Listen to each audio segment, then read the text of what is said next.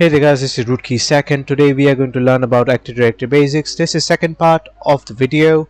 In first part we'll learn about physical Active Directory, the forest, users and groups, trust and policies. So let's get started with task 6. Task 6 is Active Directory domain services and authentication. The Active Directory domain services are the core function of an Active Directory network. They allow for management of domain, security certificates, LDAPs, and much more.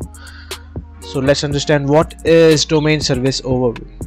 Domain services are exactly what they sounds like. They are services that domain controller provides to rest of the domains or tree. There is a wide range of various services that can be added to a domain controller.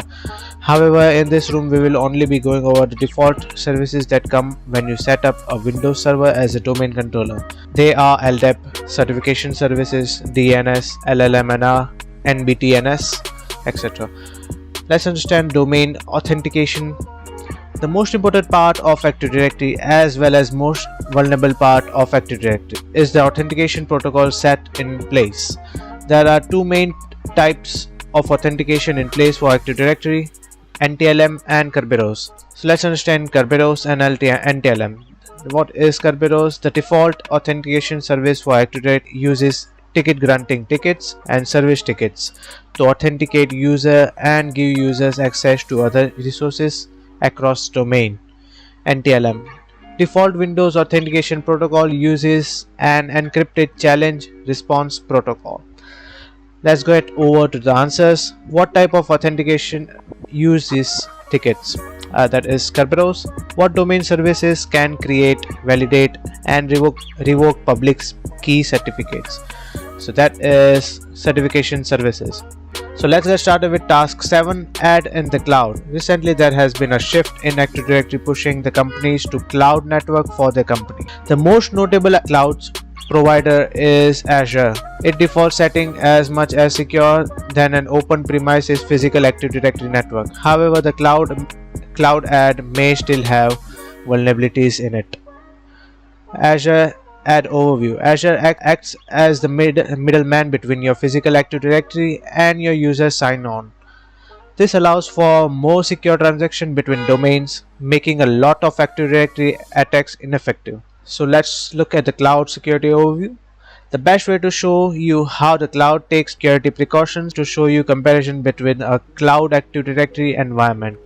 So there is comparison between Windows Server Ad and Azure Ad. LDAP is also known as REST API, NTLM is known as Zero Auth, SAML, Kerberos is known as OpenID, OU tree is flat structure, domains and forest are known as tenants, trust are known as guests. Let's look at the answers. What is the Azure Ad equivalent to LDAP? That is REST APIs. What is the Azure Ad equivalent of domains and forests? That is tenants. What is the Windows Server Ad equivalent of guests? That is trusts. So let's get started with task 8, and we have already deployed the machine. We can use either of the option, which is SSH or RDP, or we can actually use the split view. Either one is allowed. Here you go. Let's not look at it. We are going to do SSH or RDP.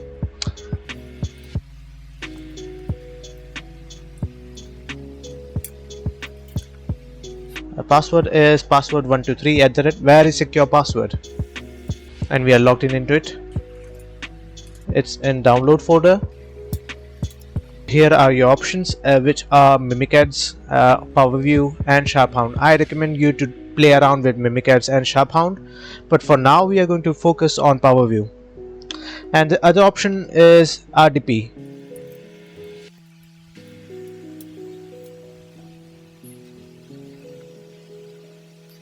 So we can actually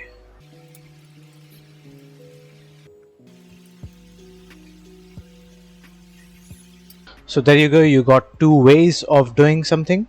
So let's get started with. The first instruction is to do the PowerShell-EP bypass, and we can do dot slash space dot backslash power view. You can tab it out, so it will be easy. Now let's get to the actual part. Lab overview. Use the following cheat sheet. This cheat sheet is really helpful, but we are not going to use this command as we are using old power view script. So we are going to use the commands given in Tryhackme room. So the first answer is, what is the name of Windows 10 operating system? The answer is Windows 10 Enterprise Evolution. What is the second admin name? Admin 2. Which group has a capital V in the group name? So we can look around the cheat sheet and search for group. So here we can see it's a get domain group. So let's do the getnet group. There are a bunch of groups, and here is the answer: Hyper-V administrators. When was the password last set for SQL users? We can use getnet users. Select the CN and PWD last set. Here you go. For SQL services, what was the password last set for the SQL services? It was set on 5/13/2020, 8:26:58 PM. And there you go. I recommend you to play around with Mimikatz and Sharphound. Let's get over to the task 9, that is conclusion. We have covered all the basics of Active Directory that you need to know to understand how it interacts inside of network. We also got hands-on with the Active Directory to see the insides of domain controller and how it functions. Now that you know the basics, go and find the vulnerabilities inside of this network and see what makes Active Directory such a big deal to cybersec community. So this is it for the video. We are done with the video. I'm going to make a playlist of Active Directory basics. I'm going to make videos on all these rooms, but we'll look at it later. For now, subscribe and like. If you have any questions, do comment.